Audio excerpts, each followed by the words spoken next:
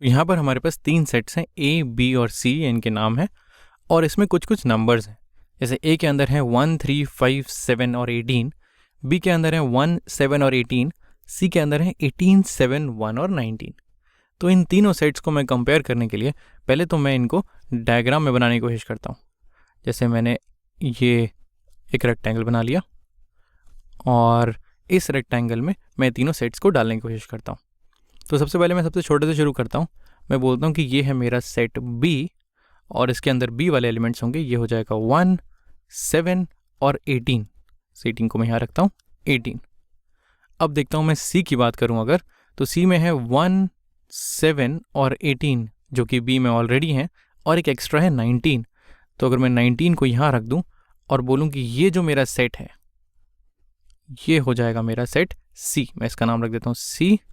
वैसे ही इसका नाम हो जाएगा, ये हो जाएगा बी। ये बी है और ये है सी। तो सेट्स में देखते हैं हम इसको किस तरह से लिखेंगे। हम लिखेंगे बी और ये है सी और इन दोनों के बीच में हम ये वाला साइन डालेंगे। हम बोलेंगे ये is a subset of C. ये सबसेट का साइन हुआ। इसको यू बनाया इस तरह से, उल्टा टेढ़ा यू बना के इसके नीचे एक लाइन लगा दी। तो ये हो जाएगा B is a subset of C. और यहाँ पर हम एक स्टेप और आगे बढ़ सकते हैं। हम बोल सकते हैं कि बी, और अगर मैं ये नीचे वाला लाइन अगर हटा दूँ, सिर्फ यू छोड़ूँ जो उल्टा रखा हुआ है, तो ये हो जाएगा B is a proper subset of C. तो मैं इसको लिखूँगा बी इज़ अ प्रॉपर, या फिर कभी कभी हम वर्ड यूज़ करते हैं strict. B is a proper या स्ट्रिक्ट सबसेट ऑफ सी। ये दोनों स्टेटमेंट सही है। बी सी का सबसेट है, यानी कि सी जो है उसने पूरे बी को खा लिया है। B is a subset of C और B is a proper subset of C. Proper का मतलब ये हुआ कि बी सी से छोटा है, यानी कि सी में ऐसे एलिमेंट्स हैं जो बी में नहीं हैं। अगर मैं ए को भी बनाना चाहूँ यहाँ पर, तो देखते हैं कैसे बनेगा। जैसे 1, 7 और 18 है, 1, 7 और 18 है, ये तो ऑलरेडी बी में है। बचे हुए नंबर्स हैं 3 और 5, तो अगर मैं उनको लिख लूँ 3 और 5, तो यहाँ से मेरा ए बन जाएगा। ये जो मेरा ए है इसने भी बी को पूरा खा लिया है। तो यहाँ पर मैं बोल सकता हूँ कि जो ए और बी का कंपैरिजन है, इसको मैं बोल सकता हूँ कि बी और ये है ए, तो B is a subset of A. ये स्टेटमेंट सही है।